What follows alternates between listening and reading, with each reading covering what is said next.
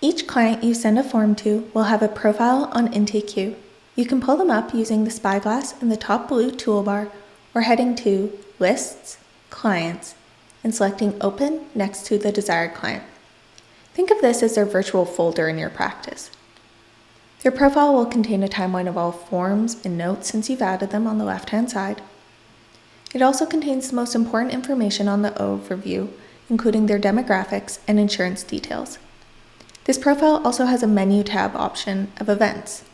This is where you can see what actions are performed on clients, as well as actions your clients perform in the system.